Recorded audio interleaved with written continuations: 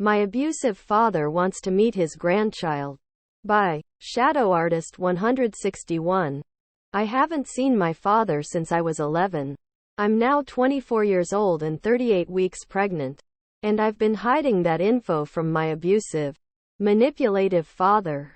He would hit me with the buckle part of the belt, or smack me hard enough across the face that I would fall to the floor. I broke a dish once, and he slammed my head against the table. When I broke something else, he picked up the glass shard and stabbed me in the leg with it. He would punch my brother so hard in the stomach that it would make him sick. My mom wasn't spared either while they were married. She finally got away when I was 5. But she didn't know about his abuse towards us because he never did it in front of her. And we were too scared to tell her.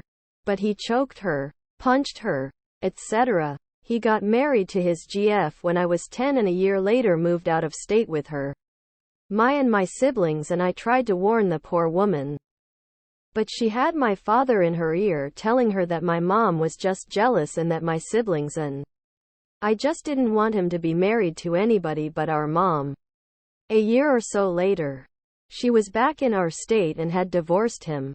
She contacted us once to see us in person. My mom and I were the only ones that went. After a year, she looked so broken and was different from the lady I knew. He had started being terrible to her shortly after their move. When he ended up choking her too, she quickly got away from him. She apologized to my mom profusely for not listening to her warnings. So this same man, when I know for a fact he hasn't changed, thinks that he would get to meet and be around my child. As soon as I said he wasn't going to meet his grandchild, he blew up. I started getting messages about how he's going to take me to court for grandparent rights and that I have no right to keep him from his grandchild, stating that he helped bring me into this world and that if it wasn't for him, this child wouldn't exist either. I told him if he had the money to take me to court for a case that would be laughed at and thrown out, then I'm going to take him to court for the backlog of child support he owes. That shut him up on that line of argument. So then comes the Bible ranting and telling me I'm going to hell.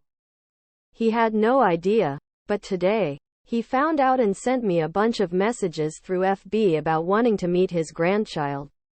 I only had him unblocked because I was hoping to get enough info to get him put in jail or at least take him to court. Because my sperm donor is not only abusive but also the type of Bible-thumping Christian who only uses the Bible for their own agenda. So I blocked him. He's never had my phone number, my email, or my address. So he now has absolutely no way to reach out to me. Sadly though, my mom lives in the same house she started living in after she left him. And he knows that. So I am a bit worried that if he pulls together the money to get here, then he's going to harass my mom. But she can handle herself now and would just call the police. I don't know how to end this. But thanks for reading my long, heavy story about my EF. Edit. Holy moly. I took a nap. Because pregnancy. Only to wake up to a whole lot more likes in just a couple of hours. Well, thanks, everyone, for reading this mess.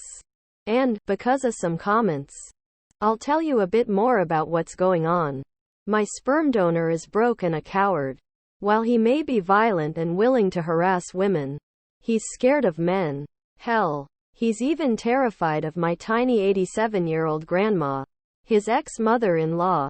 She's the reason why he never did anything to my mom after their divorce.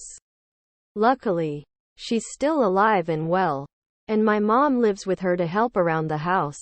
I may not like my grandma much all the time, but I trust her to keep my mom safe.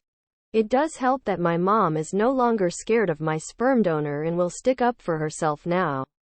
As for myself, I'm not sure, being far away from him. At first, he thought that I was just being hush about the whole thing. So his first message was normal. He asked why I didn't tell him and that he was excited to meet his grandchild. I might be all tough, but if he shows up to my door, I don't know what I'll do.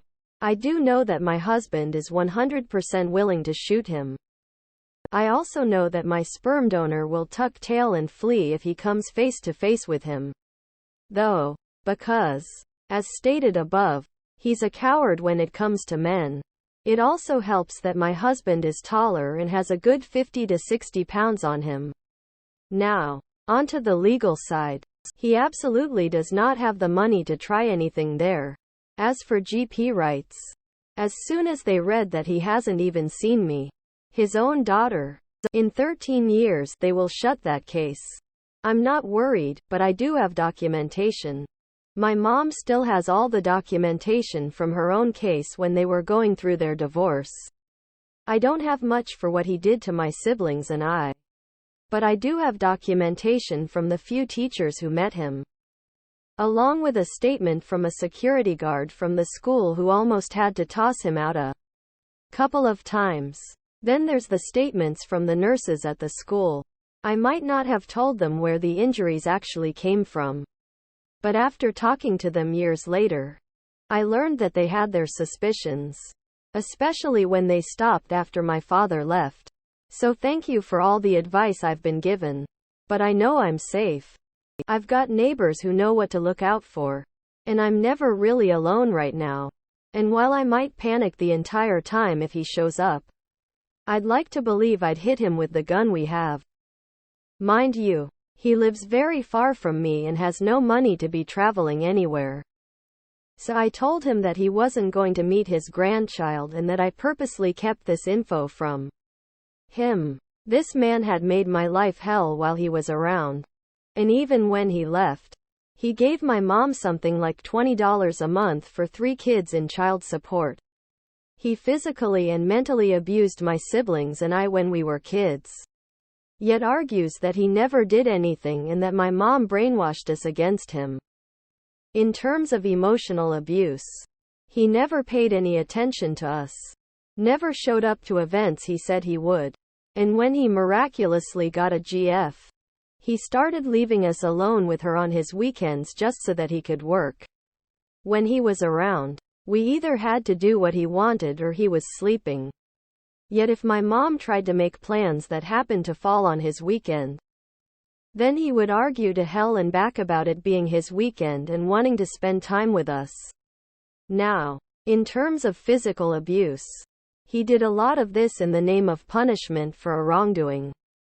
If someone wants to physically punish their kids, that's on them. But he took his discipline way too far. If he caught me sucking my thumb as a child,